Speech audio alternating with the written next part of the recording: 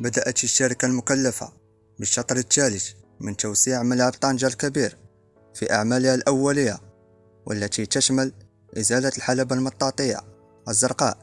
ومن المتوقع أن يشهد الملعب الذي تم افتتاحه في عام 2011 عمليات حفر كبيرة ضمن مخطط للتوسعة بهدف زيادة طاقته الاستيعابية لتصل إلى حوالي 80 ألف مشجع. وستتم عملية الحفر على عمق 5 أمتار لإنشاء مدرج سفلي يحاكي معايير الاتحاد الدولي لكرة القدم فيفا.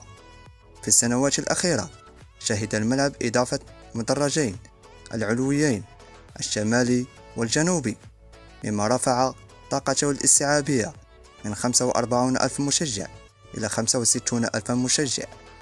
كما تمت أعمال تركيب الواجهة الخارجية للملعب، والتي لم تكتمل بشكل كامل بعد.